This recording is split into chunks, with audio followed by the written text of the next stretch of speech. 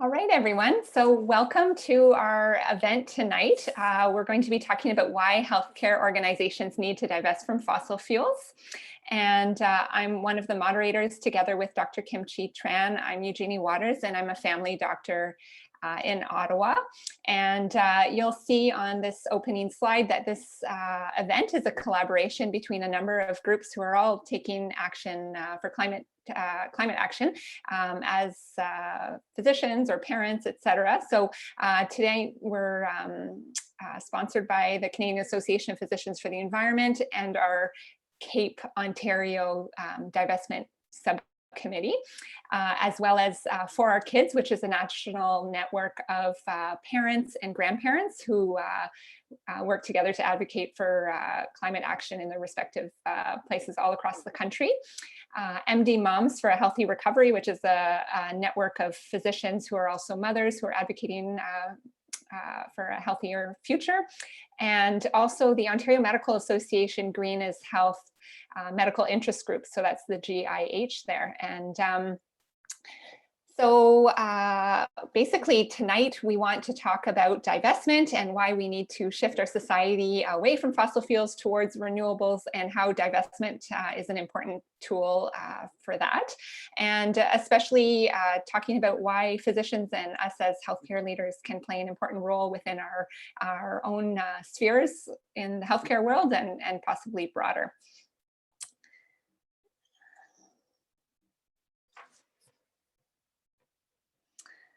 Okay.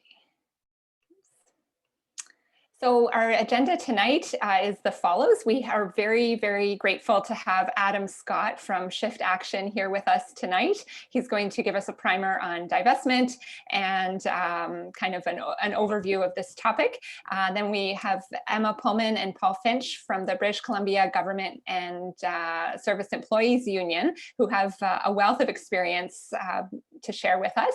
And then we're going to talk to you about our campaign. Originally, this webinar was organized before we had met with the OMA, and so we'll share a little bit about our campaign or our experience working with the OMA to ask for them to divest from fossil fuels. So we're going to get started first of all with Adam. I'll introduce him. Adam is the Director of Shift Action for Pension Wealth and Planet Health. He is a climate change expert with extensive domestic and international experience in policy, energy, and finance. He has a lifelong commitment to supporting the transition to a zero carbon economy in Canada. At Shift, he works with wide-ranging stakeholders to bring international climate leadership into Canada's financial sector.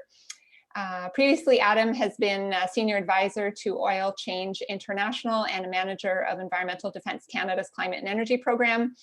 And we're really grateful to have Adam with us today. And I will just add for housekeeping, if you can put your questions in the Q&A segment, and we'll do a Q&A at the end. So with that, I'll let you take it away, Adam. Great, thanks. I'm going to share my screen, if that works. If you unshare your screen, yeah, then great. Well, while I'm setting that up, I'll say I'm coming to you from Toronto, the traditional territory of the Mississauga of the Credit, the Anishinaabeg, the Chippewa, the Haudenosaunee, and the Wendat peoples.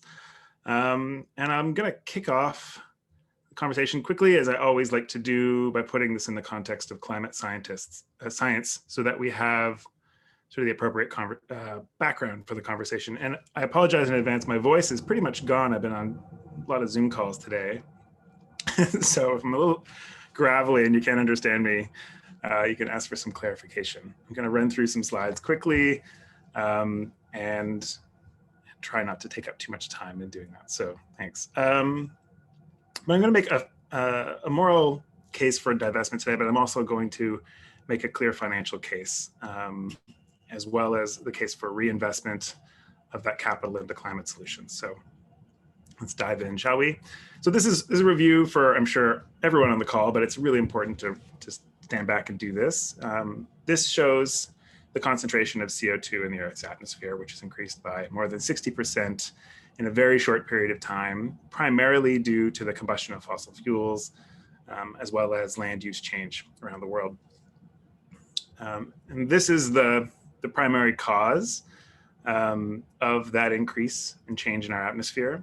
in a short period of time. This is the increase in the burning of coal, oil, and gas. Carbon that was previously trapped under the ground has been dumped into our atmosphere, significantly upsetting the balance of our global climate and the carbon budget, or the carbon balance that governs the temperature on our planet. And here's what that has done in sort of a real sense. This is what we call the temperature anomaly. And it shows very clearly the warming signal that coincides with the change in the makeup of our atmosphere over that time. So it's really important to understand that these are very clear, direct links between the combustion of fossil fuels and the warming we're seeing, and there's a lag effect. So as we're burning more fossil fuels, the warming effect is delayed, and we're already locked into significantly more warming than we've seen to date. And this is the warming we're seeing is already having very real and severe impacts around the world. And I've got a couple of examples of that on the slide. You can see the top left there, that's Houston, which is now actually facing another climate impact this week of freezing cold from the disruption in the jet stream. They're now actually frozen, but this is a couple years back. That's Hurricane Harvey flooding Houston in an unprecedented way and causing widespread and significant economic damage to the region. The top right there is an image of Cape Town a few years back. It was the first global city in the world to nearly run out of water entirely, which had devastating impacts on people and on health in the region, as well as on the economy. Bottom left there, you're looking at the Athabasca Glacier in Alberta, which is one of the headwaters for the prairies, and it's a source of water for irrigation for agriculture across the prairies. And the bottom right there is a forest fire in Fort McMurray a few summers back that also had a devastating impact on people's lives and on the Canadian economy. So these are sort of examples of real-time climate impacts that are already having very direct financial impacts as well as human ones. This slide is, I always like to emphasize, this is probably the most important thing I'll show you today. This is, in my view, one of the more important and impactful slides. And there's a lot going on here, so let me explain. This slide in one way shows the way out of the climate crisis for us. This is the pathway required to stabilize global temperatures below 1.5 degrees. It's a rough estimate based on the latest leading science produced by the IPCC. And you can see the black line there shows emissions to date, and the various curves coming off the graph show the different pathways we could take to stay under this limit if we were reducing emissions. And you can see had we started back in 2000, the pace at which we would have had to reduce emissions was quite gradual and reasonable. And every year we've delayed, it's become more challenging. And we're really in a dire situation now. We have waited too long to address this crisis properly. So first and foremost, I really want you to understand that we need to rapidly transition our energy systems completely away from fossil fuels. That is the solution to climate change. And this graph sort of has two key takeaways. One of which is we're not trying to reduce emissions. That's not the goal of tackling climate change. In order to achieve stable climate, we need to approach zero emissions. And that's a very different way of approaching this problem. We're not trying to put on a sweater to sort of marginally reduce our impact. We're trying to find long-term pathways to zero. And in order to stay below 1.5, we need to be hitting zero mid-century. The second thing I want you to take away is there's a very significant cost to inaction and delay. And when we're talking about investments, it's really important to understand there's a lag, and that investments lock in growth in emissions over time. If you're investing in high carbon infrastructure, in companies, and you're not making that transition quickly today, there's a long lag time which will prevent us from achieving these kinds of curves. So a transition of this magnitude can't come just from government policy. It requires a substantial shift in where capital is invested in the real world. So we must stop investing in new fossil fuel related infrastructure and shift existing investments out of high carbon assets. And the divestment movement is based in a long social movement tradition, which goes back to a lot of other different issues that are critically important, like the apartheid movement in the 90s in South Africa. There's often a moral call associated with divestment movements, and quite rightly. And that's absolutely the case when it comes to climate change. But in this case as well, I think it's really important when we're talking about people's hard-earned wealth that they've accumulated. Often we're talking in my work about retirement savings. There's a lot of different ways that accumulates. We need to make strong financial arguments as well. And there's a very strong and clear argument, which you're going to hear a lot more detail from other presenters today, about why divestment is the smart financial move to make today. I'm going to blast through these slides because we don't need to spend a ton of time, but these are the sorts of direct financial risks that climate change presents. And these buckets are sort of important to understand at a high level. So obviously, physical risk of climate change itself on infrastructure, from the impacts of a warming world, from fires, floods, heat waves, droughts, sea level rise, extreme weather. They damage the critical systems and infrastructure that underpin our economy. And I think this is pretty well understood by most people that climate change presents these sorts of risks. We also expect that climate change is already dramatically accelerating what we call transition risk, the risk of rapid disruptions and transitions in existing industries. And these are just some examples on the slide of other industries which have faced that sort of rapid, unexpected disruptions. I won't go into all the case studies there, but you can sort of see where this is going. If we're talking about energy in 2021, we're talking about electricity, we're talking about transportation, we're talking about fossil fuel companies. They're facing rapid transition from a number of different forces, primarily clean energy technologies, which are going to replace them, and we need to accelerate that transition. So we're talking about electric vehicles, renewable energy, energy storage, and energy efficiency. And here are some of the ways in which that disruption is coming. This is the cost of solar power, which has plummeted dramatically over the last 10 years. It is now amongst the cheapest forms of new generation globally. It's competing only with wind. And that's undercutting all fossil fuel electricity generation. This is the similar curve for lithium-ion batteries, which are powering electric vehicles of all types, buses, trucks, cars, bicycles. And that's, we're in the process of seeing electric vehicles become cheaper than internal combustion engines. So we're seeing rapid disruption in a lot of markets there. And so we're going to move on to talk about the policy and regulatory risks, which I think are also increasingly evident. We have to assume that we're going to invest in a climate safe world. So we have to assume that we're going to be successful if we're going to actually achieve the long-term goal. And that means assuming that a lot of new measures are going to come into place that aren't in existence now, and a lot of ambition is going to come on. So we're talking about carbon pricing, as we talked about internal combustion engine bans, building retrofits to eliminate the use of gas in home heating, phasing out coal, oil, and gas, regulations to cut industrial emissions, and other ways of electrifying the economy. So there's a lot of regulation and policy coming down the pipe, which will impact and create financial risk. And finally, there's legal and reputational risk here. I don't need to spend a lot of time on this to explain, tobacco companies in the 90s is what I want you to think about. Companies that have lied to the public about the impact of their products for a long time are now facing a reckoning, a very real legal reckoning for the costs that's imparted on our society, and they're facing legal challenges and reputational challenges. There's one last category which you might not have considered, which is that we won't have an economy that's functional if we fail to stop this crisis. And that's critically important when you're thinking long-term as an investor, that if we fail to stop the climate crisis, there's no way that you can invest safely. The global economy will be impacted in a very real sense. Sort of a taste of that, which I can show you, is what happened in Australia with the wildfires we had.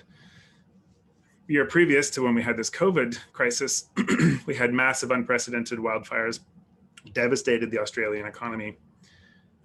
and it would have impacted all types of investment, not just those in certain sectors. So obviously there's a flip side to all of this, which is quite obvious. The transition that we're experiencing has winners and losers, and you want to be exposed to the winners, and we need more capital flowing into the solutions to climate change. They have the potential for exponential growth. And this is a real world example already of how that performance is looking. This is a snapshot of the 5 cleanest utilities, those who have invested heavily in clean energy solutions, versus the dirtiest 5 over since 2014. And you can see already there's a strong signal in the market that investing in climate solutions is more profitable. And you can see the same signal for investments in oil companies over the last 10 years. You're going to hear a bit more about this, but energy was the worst performing sector of the S&P 500 over the last decade. There are a number of reasons for this, but we have a strong evidence to show that divestment has already saved investors substantial amounts of capital by lowering their exposure to these risks. So that's a lot to say in a short period of time. I'm going to wrap up there, but we can talk more in the Q&A, and look forward to hearing the other presentations. Thanks. Excellent. Thank you. Thank you so much, Adam. That's really helpful, I think, for everyone to set the stage and have the context and understand some of the big picture risks. And so now we have Paul Finch and Emma Pullman from the BC GEU. So I'll just give a brief introduction to both of them. We're really grateful that you have joined us from the other coast, from the West Coast. So thank you both for virtually coming with us. So Paul Finch is the Treasurer and Chief Financial Officer of the BC Government and Service Employees Union. So he divested his union's assets from fossil fuels in 2014 and forecasted the 2015 oil crash at the same time. He serves on several boards of directors. And Emma Pullman built the leading capital stewardship program at BCGEU, one of British Columbia's largest and fastest growing unions, leveraging its fully divested 110 million general and strike funds to push for stronger investments that protect workers and the planet. BCGEU has engaged Canada and the world's largest companies and brands on worker, environment, human rights, and governance issues. We're so grateful to have you here, and we're really looking forward to learning from your great example. Thank you.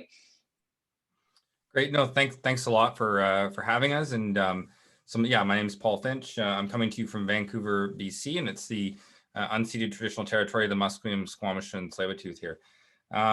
So just before I start, I give a quick disclaimer. When I speak publicly, I'm speaking on behalf of the BCGEU and not any of the various boards, governance boards, pension boards I serve on.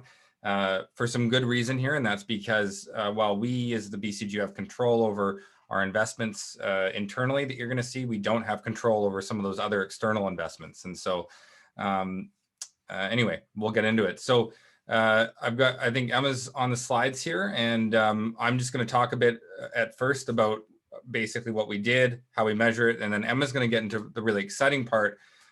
You've got the boring part with me, and the exciting part with Emma is how we leverage that for a shareholder engagement program. So what we did is in 2014, when I was elected treasurer, did an analysis of the market and realized, and I'll go into the mathematical basis for this a little bit, but realized that basically that the energy sector in Canada was underperforming in a couple ways. One is that it was more volatile, which means that it was riskier, to simplify it, but also that it was underperforming. So basically you got lower returns and higher risk. There's a few reasons for that. And I won't get into them here because I don't have time, but I'm happy if you guys want to reach out to me to talk after this, or if there's a quick Q&A session, I'm happy to dig into that, but I'm just going to stick to the presentation, but I can fully explain why that's the case later on. So what you see here is our portfolio defense fund performance to Q1 2019. Sorry, I don't have the latest figures. It's relatively stable, so it's no surprises, but basically this is we've got a mix of bonds, a currency hedge, some real estate, but really mostly global equities and Canadian equities that are fossil fuel free. And in fact, when we divested, we couldn't get a Canadian equities provider to create a pooled fund that was divested. And so we actually created a segregated fund, which was, we're the only client in it. And we did that by pulling our money out of our Canadian equities provider. And they said, well, if you put it back in, we'll create the segregated fund for you. So that's how that came about. So as you can see here, this chart breaks down the performance on a quarterly basis. This is the whole defense fund. It's our strike fund. And what you can see here, and I want you to, the line shows the total cumulative performance. The light blue bar is our defense fund after fees. It's in performance. And the dark blue bar is the benchmark. And what I want you to look at is, you see, in the good times, we're doing better. But in the bad times, we also, and you can see this right, and look at it, look at Q4 2018 and Q3 2018, we're not taking the same hit. And so we're not taking the same downward volatility that you see across the rest of the market. And that's due to our divestment. That's largely due to our divestment, because these are actively managed portfolios. But I'm going to show you something in a bit. If you can go to the next slide. So this is zeroing in on our Canadian equities performance. Okay, so this is our Canadian equities fossil fuel free fund. And you'll see here, and it's benchmarked to the TSX Composite X Energy Index. So you'll see that cumulatively over this period, we did pretty good. We did 6.3% cumulatively above the index. And this is really important. As organizations divest, they need to be able to measure their performance, measure their risk, and show that they're doing well. And if they're not doing well, they need to be able to change their investment strategy so they are doing well. So your benchmark is basically, it's kind of an average of the entire market. And so what we've done for a benchmark is we've taken the TSX Composite Index, which is it's the main index in Canada for equities. And we've removed energies and utilities because we don't invest in energy or utility stocks. And so that energy index with no energy or utilities, those sectors have been taken out. That's what you see as our benchmark. And I'll get into that later about why. So as our benchmark, you see it. So that's basically the minimum performance. Why is it the minimum performance? Because we have an active manager, which means that they're selecting and picking stocks. If you ever sink below an index, what you should do is take your money and put it into an index fund like this, because then you pay less management fees. So that's why you see we measure our performance after fees against the benchmark. And because we're managed, if we ever fall below what we would make in passive management, then we should go into passive management or pick a new manager. So, Emma, can you bring back up We lost the slides, Em. We lost the slides.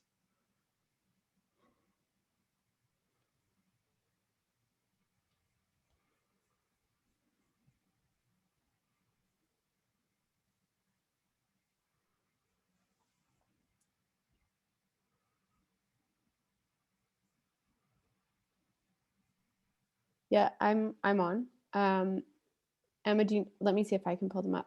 Oh yeah, there we go. Okay. There we go. Okay, so here's the next slide. And what's going to be interesting about this is you'll notice that the cumulative performance against the fossil fuel free benchmark was 6.3%. So at the time we snapshotted this, and this is why we use it in the presentation, against the regular benchmark, so without energy removed, it's 12.6% cumulative. So it's double the returns above the benchmark, just if we compare it to the whole index instead of the index minus energy and minus utilities. So that just shows the superior value here. If you go to the next slide, for those that like numbers, here you see the difference. So this is a chart going back 4 years at the time. And you look at the S&P TS. So the first line is our gross. You can kind of ignore that. The second line is our net. That's the key. The third line, you see the S&P TSX X Energy X Utility. That shows you that's what our average returns are. And you look at the value add against, that's the benchmark we use. And you look at the value add below that. But the next one shows you our value add against the TSX Composite Index. That's the index that most managers in Canada use. and you look at the the huge increase in performance we're getting just simply by being divested. So to put this in simple terms, if you simply took your money and invested in the S&P TSX index without energy utilities, you'd do better than about 95% of active money managers in Canada, right? That's how good it is. Okay, next slide.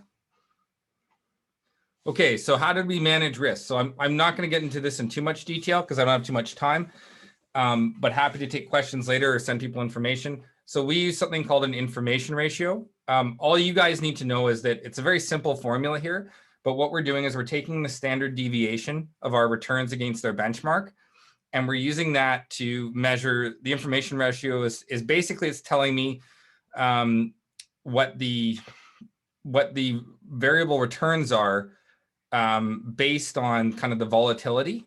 And so as you'll see here, and as we say here, a negative IR is bad. A negative IR basically is telling us that it's more volatile and you have lower returns. And a positive information ratio is good. So if you look at the composite index, the 3-year return, we get the standard deviation. And then the standard deviation here on the capped energy index, it's very, very stark contrast. If you go to the next slide.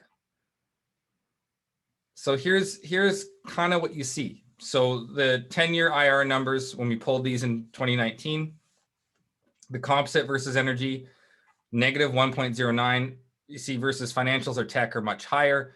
This sector in Canada is dragging the entire index down. So by removing the energy and utility sectors, we came out far ahead.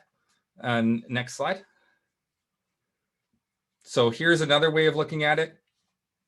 This is, we just pulled charts. This is a 5-year and a 10-year. And you see you've got the capped energy index against the composite. And what happened here, and I don't have too much time, so I'll just say really quickly.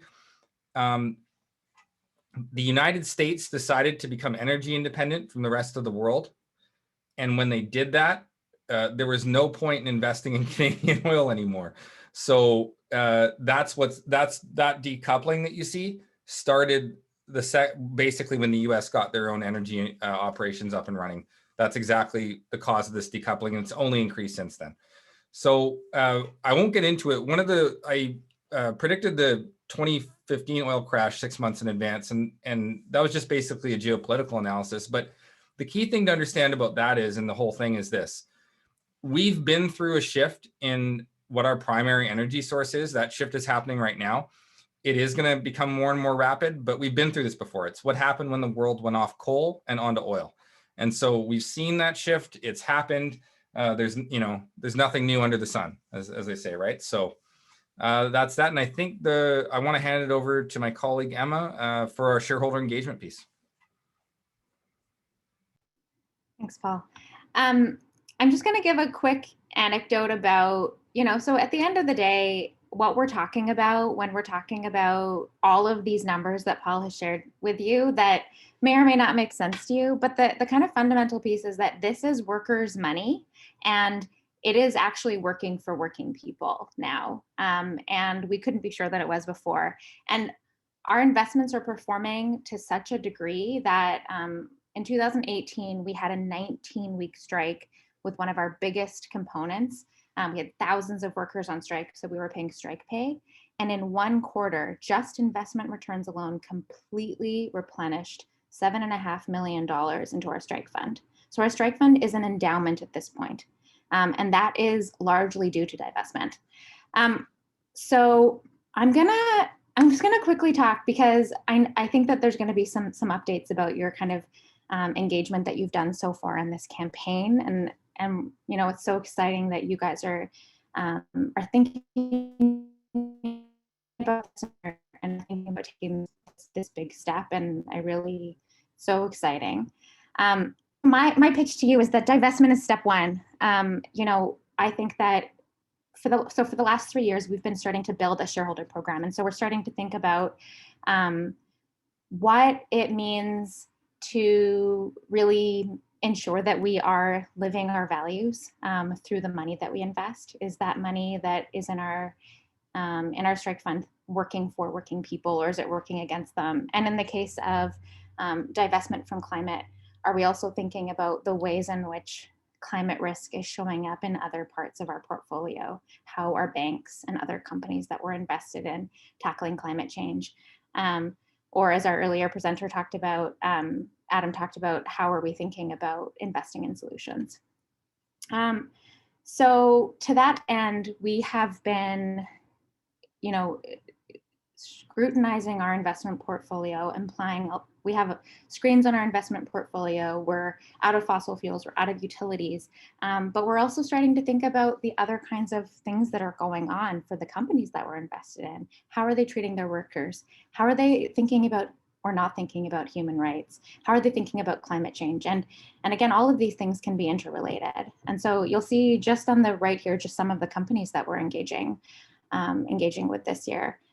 Issues that span healthcare to climate to the treatment of workers and the response to COVID-19. And so I think that it's been a really powerful experience to really think about how we're organizing worker money. And I'll give you two really quick examples.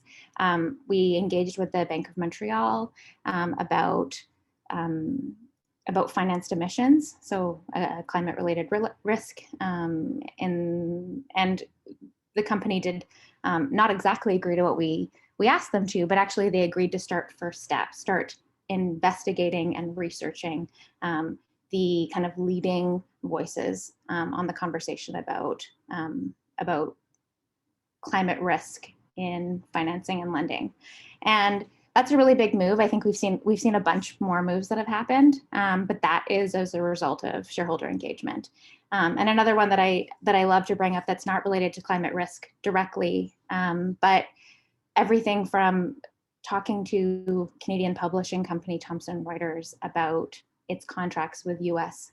Customs and Immigration and Customs Enforcement. So we asked them to conduct a human rights investigation about the contracts that it had with the U.S. government agency at the heart of the U.S. government's deportation and immigrant agenda.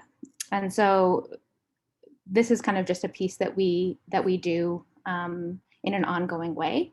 We're looking constantly at the companies in our portfolio, and we're asking how is this company responding right now to the climate crisis? Do they have plans in place? How are they responding to human rights? And that allows us to ensure that we've gone beyond divestment, and we are constantly thinking about how our money can do more, can do better. And yeah, so I think I'll leave it there because I think we've probably gone over, and we can just go into the Q&A. But yeah, that's it for me. Thanks.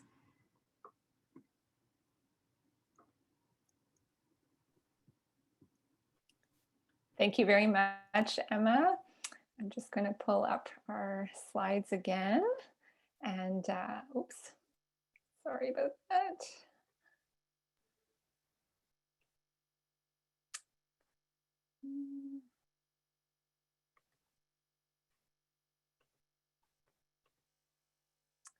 Okay, so next I'm going to invite Dr. Kim-Chi Tran from Green is Health to share with us the story of working with the OMA to divest so far. So take it away, Kim-Chi.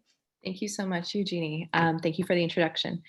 So as some of you know, we initially set up this presentation to try to persuade the OMA to divest its funds from fossil fuels. Before getting to that point, I'd like to take you through what we've done thus far in the event that any of you are contemplating becoming more involved in divestment campaigns or even initiating one of your own. So we'll go over to the next slide. I'd like to start with a quote. So, an idea that is developed and put into action is more important than an idea that exists only as an idea. So this quote has been attributed to many people. So I believe it comes from Dr. Edward de Bono, or it could come from Buddha, we're not sure, but the source. But if it was from Dr. de Bono, he was a Maltese physician, psychologist, inventor, and philosopher. And I know that we're all here today because we are concerned about the state of the world, especially as it pertains to climate change. Difficulty is asking what we can actually do as physicians to help make an impact. So how do we put that idea into action? And so don't get me wrong, personal divestment is important, but similar to what a consumer buys, what we invest in tells us a lot about what we value and what we support. But the issue is that other than random mass coordinated Reddit Wall Street bets, most lay people do not have tens of millions of dollars to move and shift. And as you have heard already tonight, organizations often do have more money than the layperson invested.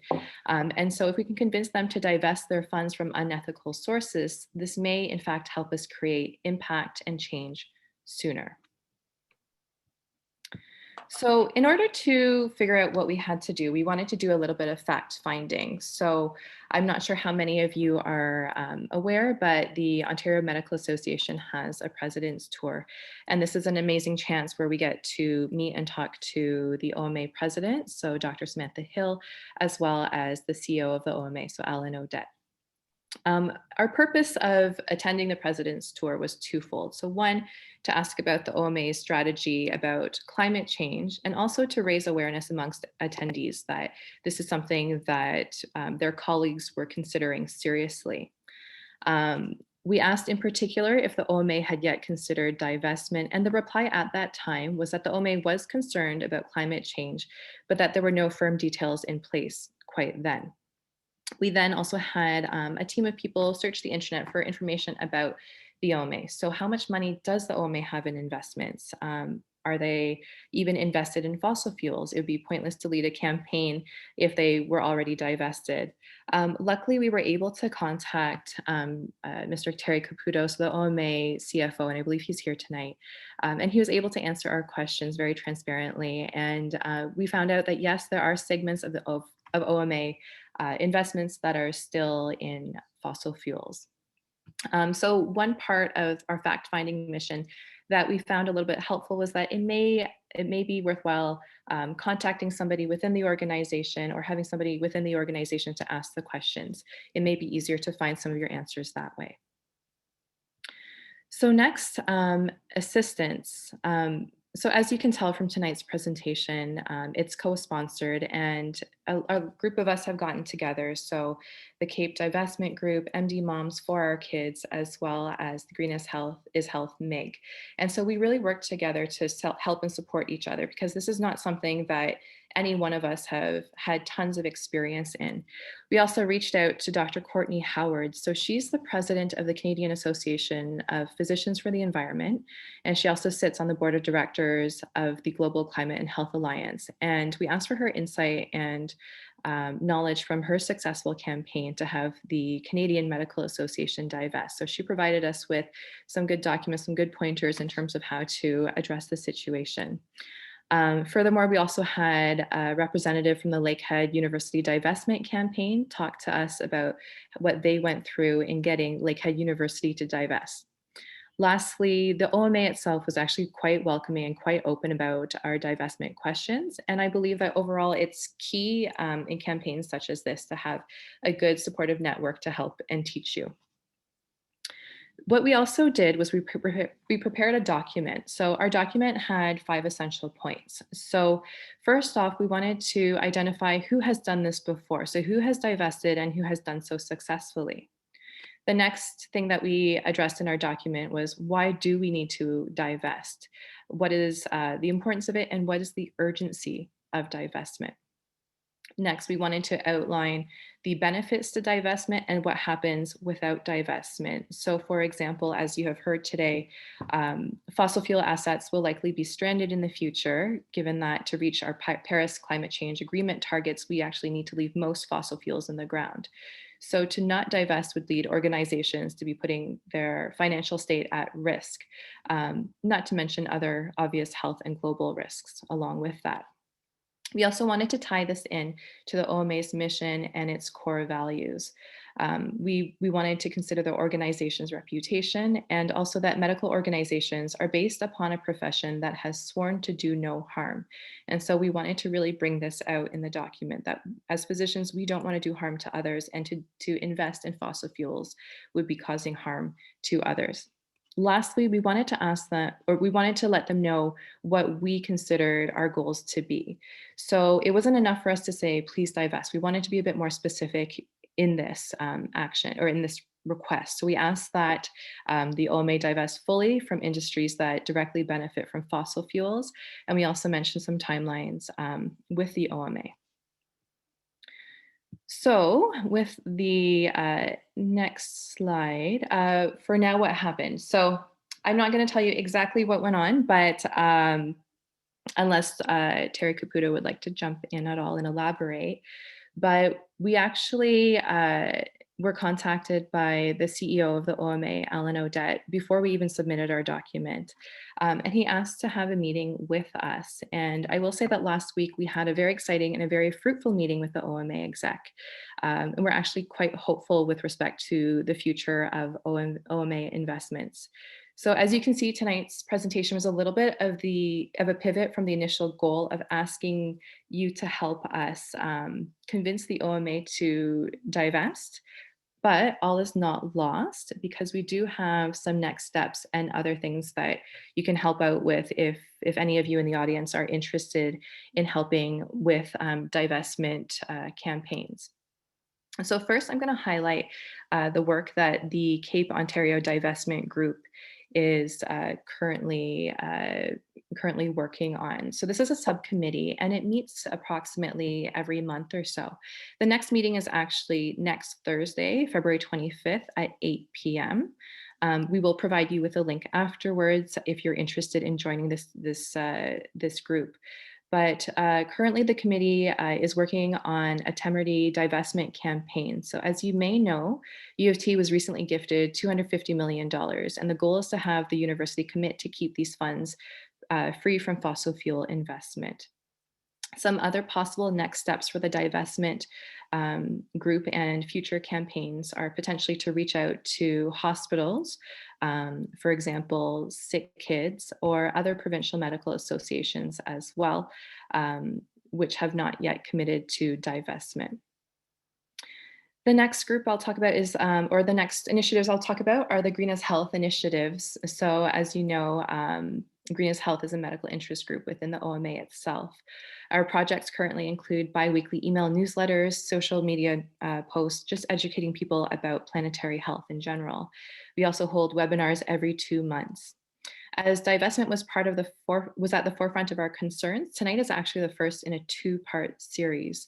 On March 11th at 8 p.m., we will have a personal divestment webinar with Tim Nash, the sustainable economist, to talk to physicians and doctors specifically about how we can consciously and responsibly invest our money.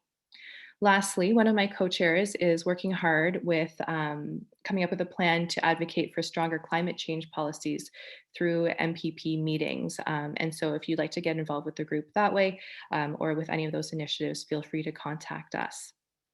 And with that, I thank you for your attention and for your time, and I will pass this back to Eugenie. Great, thank you so much, Kimchi. So what we would like to do now is invite all of you in the audience who've been with us this evening to ask some questions of our panelists. So we have everyone here ready to answer your questions. So please feel free to put them in the Q&A box that you're able to see there. I'm just going to stop the sharing so we can focus on the video there. And so it looks like we already have a question here. And so I'll ask this to our guests.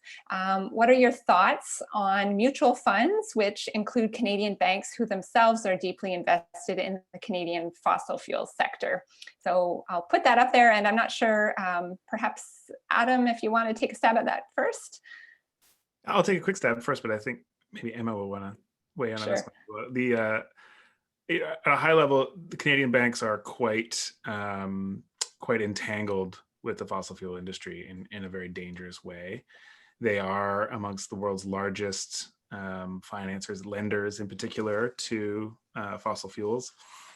The three largest Canadian banks, I believe it is RBC, TD, and Scotia are listed within the top 10 of the largest lenders to oil and gas. And I believe all of the Canadian banks have increased their finance to fossil fuels since the Paris Agreement was signed. So there's a very real problem there. But I think I'll kick it over to Emma because she's going to speak about she can speak to engagement, which I think is a key piece potentially there as well, but I don't know. But yes, it's a real problem where in Canada, if you're investing in a mutual fund, it's very challenging not to invest in either directly in the fossil fuel industry or in financial institutions who are entangled. So it's quite a challenge. Maybe Paul actually has another thought on this, but I will say that one thing that is very much underway is that there's a lot of engagement with the banks going on right now, and we are starting to see some movement from the banks, which is really exciting. That's not to say that Canadian banks aren't very much at the back of the pack, like globally. The Canadian banks are really, really dragging their heels on kind of responding to the climate crisis in a meaningful way. But there are some glimmers of hope, and there are a lot of, and it's down to, you know, folks like you that are pushing banks, people that are, you know, in their own capacity, talking to their bank managers, shareholder engagement, public campaigns. A lot of things are going on that are finally making these banks, which are very over leveraged in the energy sector, kind of see the light. So, I mean, I would say that all of those things are really important to be doing right now. And we need to really hold the banks' feet to the fire on this one, because they have a lot of work to do. I think banks are some of the most, you know, some of the most problematic actors actually right now. And we have a lot of work to do to hold banks accountable. I don't know if Paul has anything he wants to add. Yeah, I think it's pretty important to mention. So when it comes to mutual funds, and this is true for a lot of individual personal investments, is that there's very high fees associated with them. And so you'll see that we're very careful to measure the fees and how we invest, and we add that because cumulatively it's a huge deal. So you always want to check to see the fees you're paying for those mutual funds. When it comes to the banks and especially the big five, this may seem a bit contrarian, but as major investors, what they're doing is they're investing in major sectors of the Canadian economy. And what they've done, what I believe they've done here, and this is actually part of my thesis on the affordable housing crisis across the country, is the banks have actually recognized quite early on that new investment in fossil fuels was a problem. And they shifted the primary weight of their investment, new investment. So like they make up a giant chunk of old investment in the fossil fuel industry, but they've actually shifted a chunk of their weight of new investment into the real estate industry. And that's basically a bet that is counterbalancing the losses on the fossil fuel industry. So that's kind of the dichotomy you're seeing. And so, yes, they're still heavily invested, but at the same time, they've made this big counterweight bet on real estate. And the important thing to think of is this: you can't fully divest from fossil fuels any more than you can opt out of the economy, right? So at a grand level, there's a policy shift, everything else. Because do you say you don't invest in a bank because they're invested? No, you can't do that, because you can do that level of inception with a number of things. But what it fundamentally comes down to here is that you can utilize your shareholder engagement to try and shift the dial on this. But as well, I mean, there's a policy trend that's happening. And so I really want to emphasize that point. I think the banks have actually already seen the writing on the wall. They've already made a counter bet. But the question is, how do they get, you know, they still have a giant chunk of money that they overinvested in historically, that they made decent returns on historically, and that's no longer the case. So what we're talking about is what new investment is being made. Right. Thank you. Thank you all for that. Before I go on to the next question, I just wanted to point out in the chat that Mr. Terry Caputo from the OMA just commented, "Thank you for bringing this important topic to the front of mind. The OMA is committed to sustainable investing and is working to build out an ethical framework and plan to remove fossil fuels from our portfolio." So we just want to really acknowledge that, and thank you so much for attending, Terry, and we really look forward to ongoing really positive discussion, and we're really excited about where this is going to go.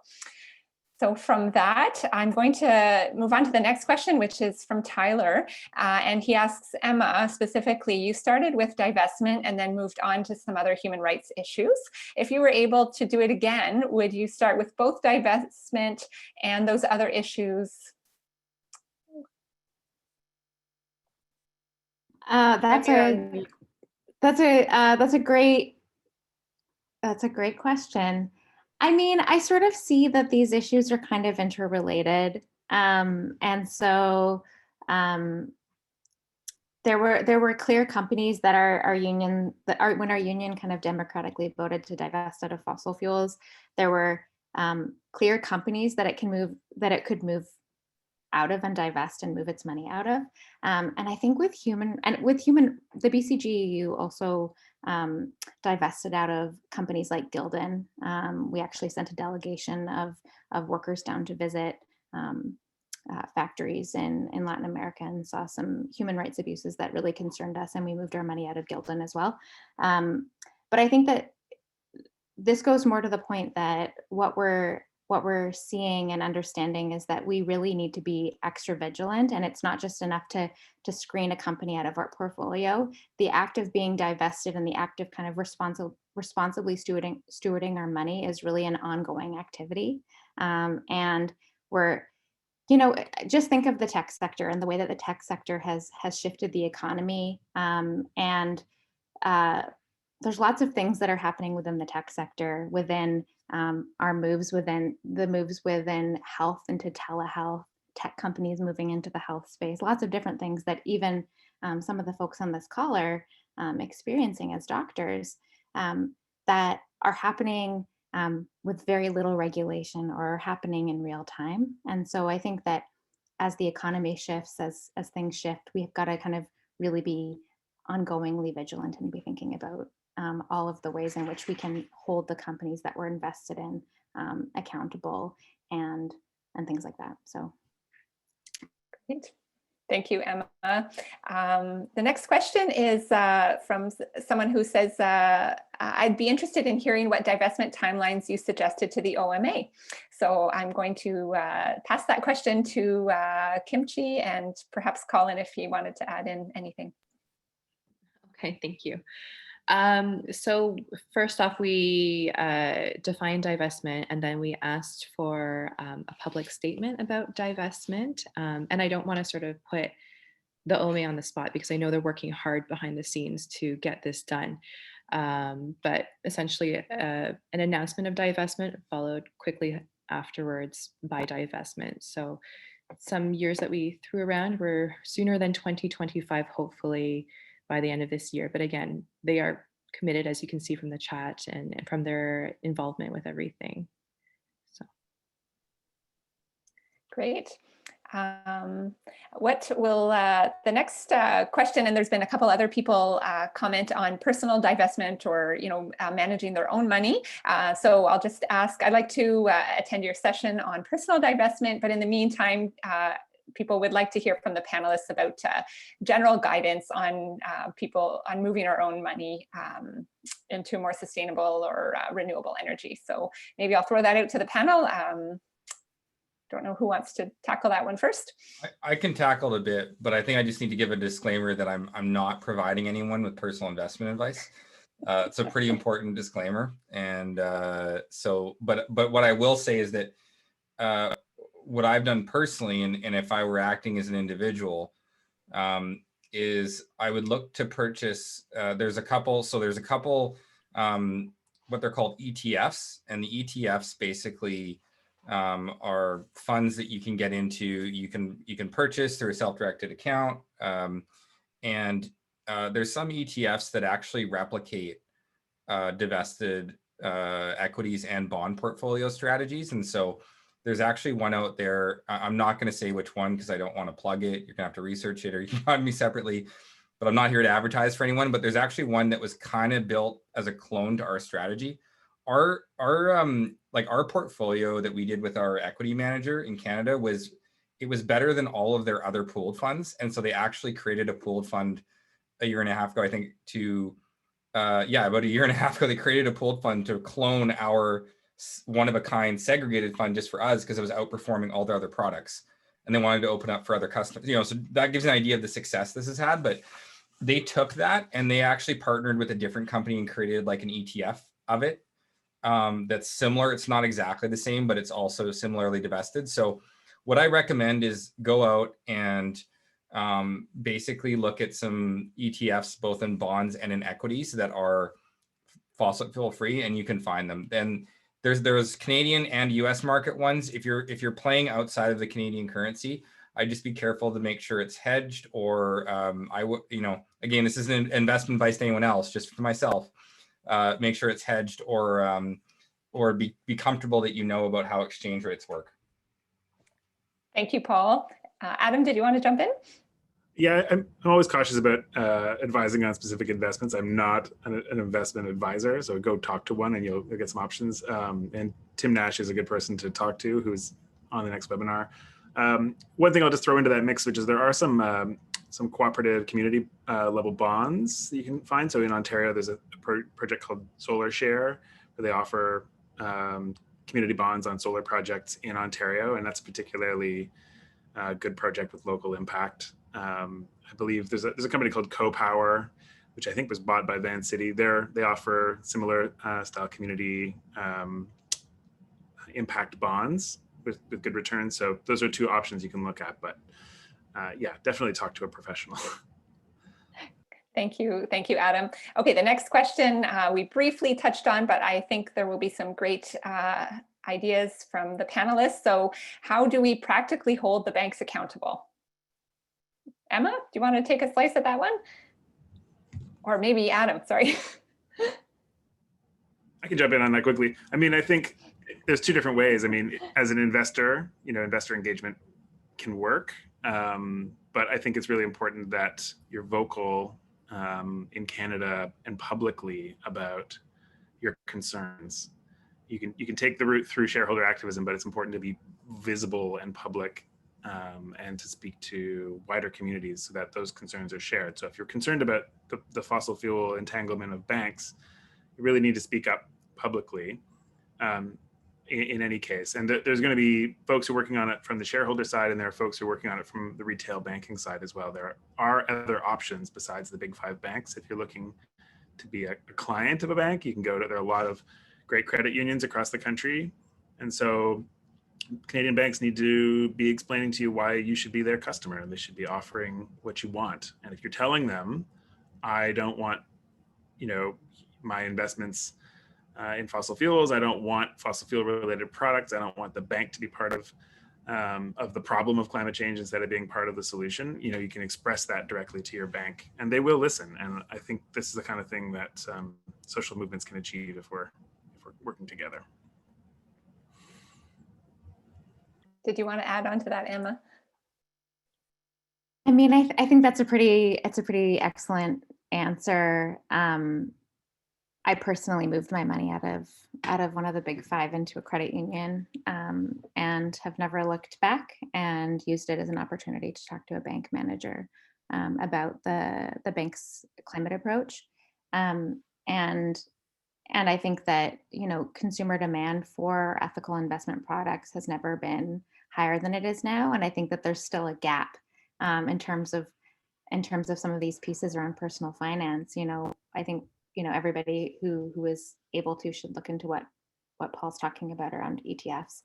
And then there's more and more campaigns that are popping up of people who are either doing shareholder engagement with banks or doing other kinds of, I'm seeing in the chat, letter writing campaigns. These companies are vulnerable to public pressure, and don't discount our ability to push them right now. Things are rapidly changing, and the calculus around oil is changing. And yeah, anyway. That's great. Thank you. I participated in the For Our Kids did a bank switch campaign on January 29th. So I myself got an appointment with my bank manager at TD Bank and had a very fruitful conversation, followed up with an email. I was assured that they would forward my email to a VP. I don't know if that happened. I haven't heard back, but it felt like a meaningful thing to do. So I was happy to participate on that. I'm not sure if anyone's put that link in the chat, but maybe if someone could put there's a bank switch campaign going on across Canada, and it gives you lots of tips and pointers on how to reach out to your bank. So moving on,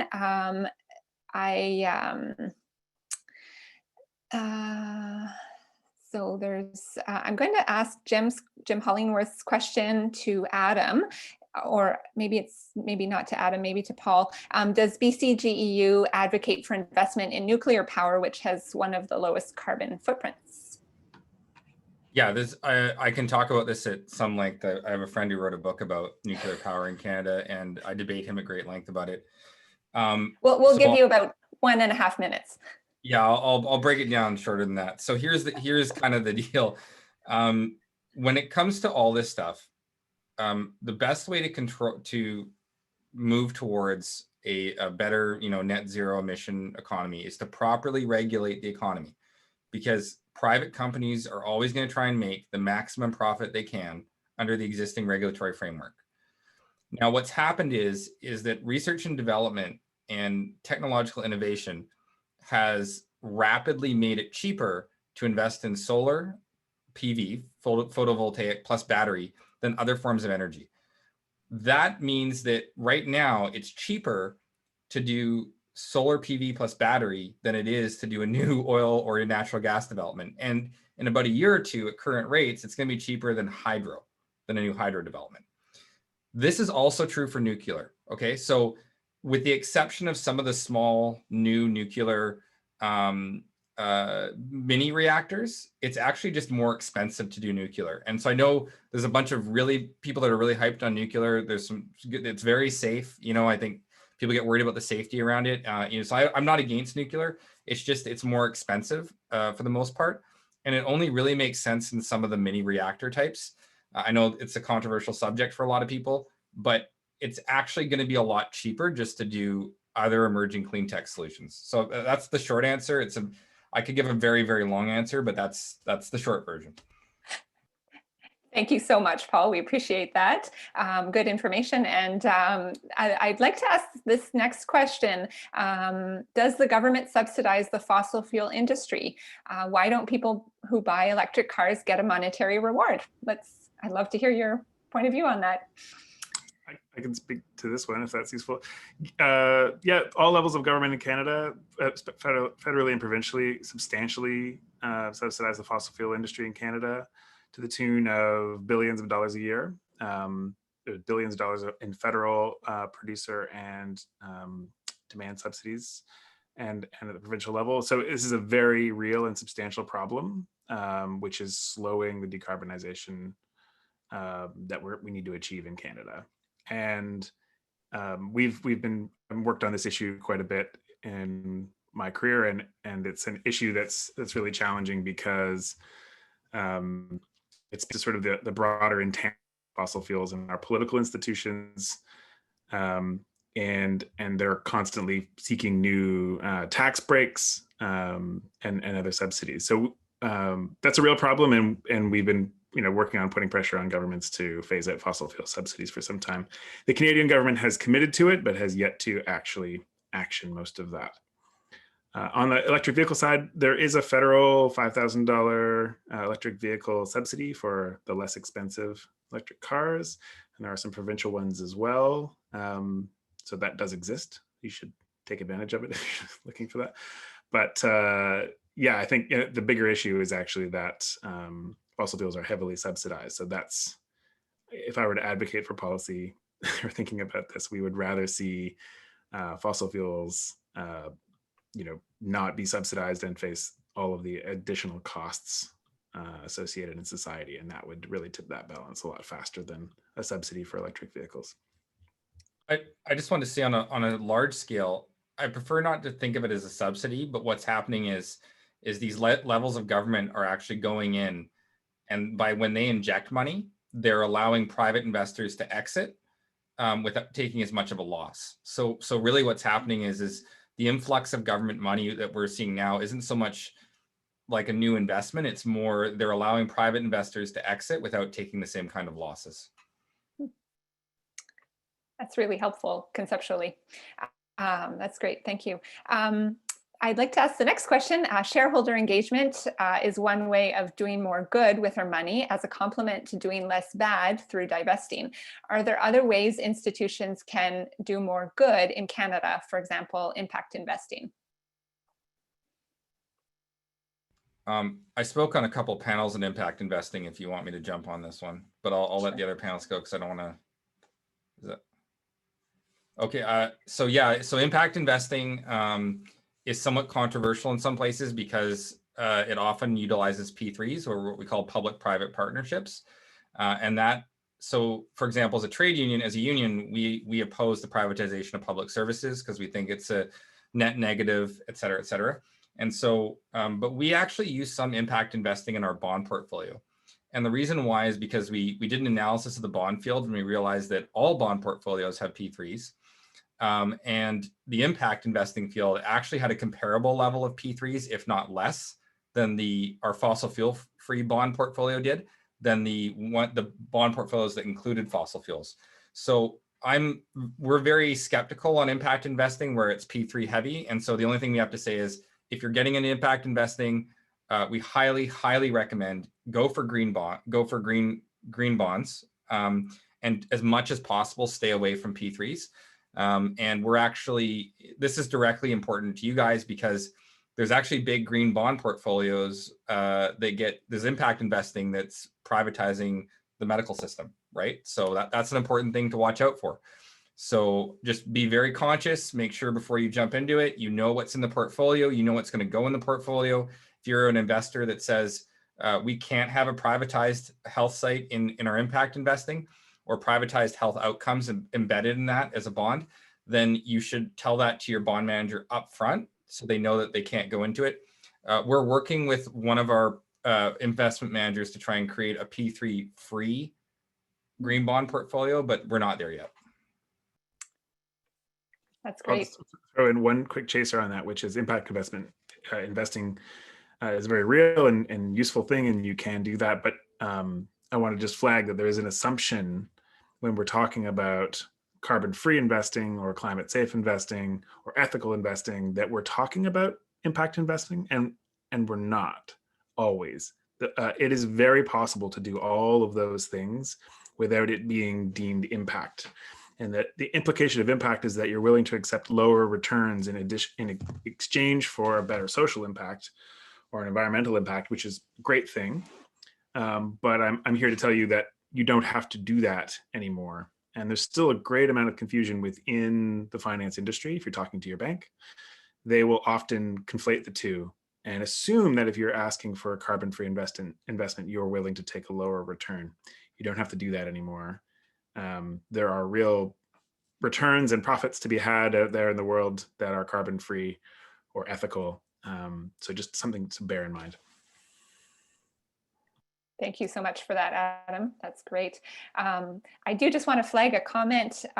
Someone mentioned that MD Financial Management is owned by Scotiabank. Perhaps we could use that relationship as a lever. And I think that's something that is definitely something that we can bring to our committee. And I do want to just bring your attention to the chat where Colin has posted a link for anyone on the call today. If you'd like to fill out the Google form, we'd love to have you join our committee in terms of working towards more avenues where we can throw our weight and work towards a better future. And on that, there was a comment from Adrian Stacey saying, what organizations should CAPE, should our collaborative, should our Ontario Divestment Committee set their sights on next? And perhaps if people want to throw in the chat some ideas for organizations that they can think of especially as physicians, that we might have a particular impact on, please go ahead and jot those in the chat. We've certainly been thinking about hospital foundations. We were thinking of sick kids as a good one to target soon. And as Kim Chi alluded to, the temerity donation to the University of Toronto, we'd love to support university divestment campaigns by influencing the medical schools, which many of us may have contacts with. So anyway, go ahead, and if you have any other ideas in the chat, we'll save the chat and make sure to put those as potential topics for upcoming projects, hopefully with more of you in our committee. There are so many questions and comments as well. Can I just quickly jump in? Yes. Just wanted to flag, sorry, this is Jen from Cape, that Colin had posted the link. We heard there was an issue with registering. If you tried before and it didn't work, you might want to try it again. And the bank switch campaign that Eugenie mentioned, it just took me a minute to get it from Sarah to post it in the chat, but both of those links are in the chat. And I just noticed, Emma, Paul, or Adam, did you have other ideas of places you'd like to see doctors work on? Well, I would say that SHIFT is definitely helping pension beneficiaries in Ontario who are members of HOOP, the Healthcare of Ontario Pension Plan, engage their plan. We've been, frankly, holding off on a lot of activity around that campaign right now because of the challenges that healthcare professionals in Ontario are facing with the crisis. So I think, we're going to wait a little bit before we, ramp up that effort. But we would really love to work with medical professionals to engage and to organize and to help out beneficiaries with that. So please be in touch. And if you go to our website, shiftaction.ca, you can send a letter today to HOOP if you want to, if you're a beneficiary. Go ahead. Did anyone else on the panel want to jump in with Jen's question? The most immediate thing that comes to my mind, and it's not climate related, but speaks to kind of what's the long-term care sector. A lot of the actors in the long-term care sector are publicly traded companies there, and it's a place that maybe you might consider thinking about engaging if you aren't already. That's great. Thank you, Emma. All right. There are so many questions, lots of great discussion in the chat as well. We are hitting pretty much the end of our time this evening, so I do want to respect everyone's time. It's getting a little bit late. So I think we will wrap up. I'm just checking here to make sure there's no other big categories of questions that we've missed. So I think on that note, I will make a really big thank you on behalf of all of the groups, on behalf of Green is Health, MD Moms for a Healthy Recovery, Canadian Association of Physicians for the Environment, For Our Kids. Thank you very much to Emma Pullman, Paul Finch, and Adam Scott. Thank you for bringing all your expertise and your experience here tonight. And I also want to make a really sincere thank you to the Ontario Medical Association. We're so grateful for the very open lines of communication, willingness to dialogue, and really looking forward to what's to come in terms of our ongoing relationship in that regard. So just so everyone knows, we've recorded this session, and we will be sending out a follow-up email with a recording, as well as the links. If people weren't able to sign up in the link in the chat, we'll include the form there so that anyone who wants to join our committee can do so. And our group is also really happy to share the resources that we've developed so far in the OMA campaign. So if you want to go at it alone or with a few colleagues, work to get your local hospital foundation divested or whatnot, we'd be happy to share some of the letters that we've written so far. And with that, I think I'll wrap it up. Jen, did you have any final comments? No, just thank you all so much for joining us, and thank you, Kim Chi and Eugenie, and Colin for leading this webinar. Thanks so much. Thank you. Good night, everyone. Have a good night. Good night. Hey, thanks.